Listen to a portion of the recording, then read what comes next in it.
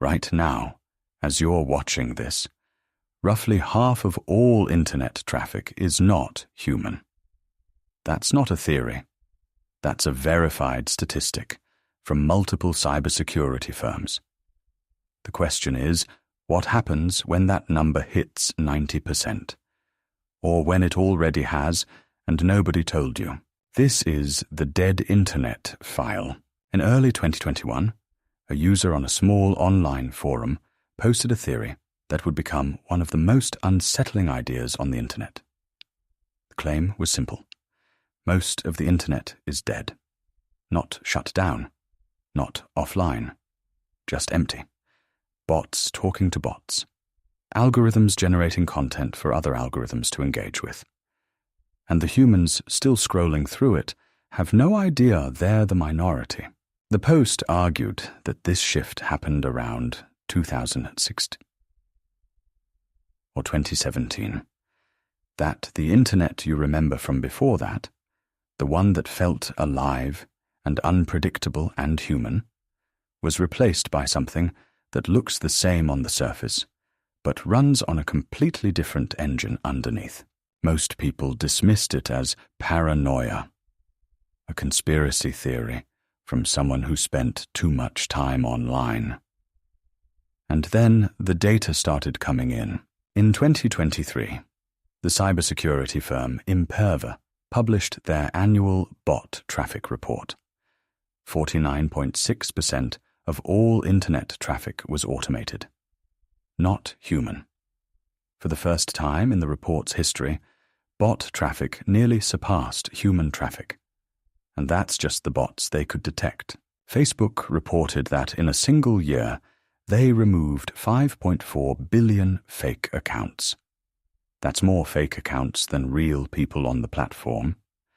Twitter estimated that between 15 and 20% of its users were automated. When Elon Musk bought the platform for $44 billion, one of his stated reasons was to figure out how many accounts were actually bots. Years later, there's still no clear answer. YouTube has the same problem. The platform removes billions of spam comments every year. In some comment sections, researchers found that up to 40% of comments were generated by bots. They looked human. They passed casual inspection. They were designed to.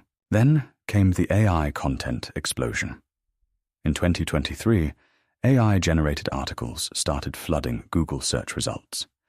Entire websites were created by AI, filled with AI-written content, optimized by AI for search engines that were themselves increasingly run by AI. A closed loop. No humans required. Amazon's Kindle store was hit with a wave of AI-generated books. Some were published under fake names. Some were summaries of real books, rewritten by AI and sold as originals.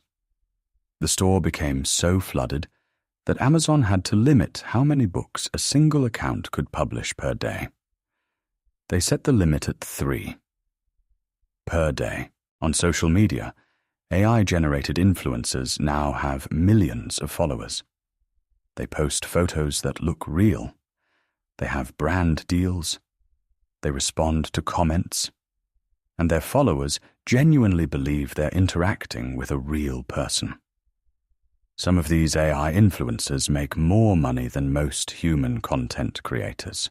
Reddit noticed something strange in 2024. Accounts that had been dormant for years suddenly reactivated and started posting AI-generated content. They had real post histories, real karma. They looked like established users. But they'd been bought in bulk and were now being operated as content farms. Here's the part that makes the dead internet theory different from other conspiracies. It's not really a conspiracy anymore. Every major platform has confirmed that fake accounts and bot traffic are a massive and growing problem. The data is public. The scale is documented. The only thing people disagree on is how bad it actually is. But here's what nobody's talking about. The incentive structure. Platforms make money from engagement. Bots generate engagement. If Facebook deleted every bot tomorrow, their engagement numbers would collapse. Their ad revenue would drop. Their stock price would fall. The platforms have a financial incentive to keep the bots alive. And governments have their own reasons. State-sponsored bot networks have been documented in Russia, China, Iran, Israel, and the United States. They shape public opinion. They amplify certain narratives and suppress others. They make fringe ideas look mainstream, and mainstream ideas look fringe. A dead internet is a controllable internet.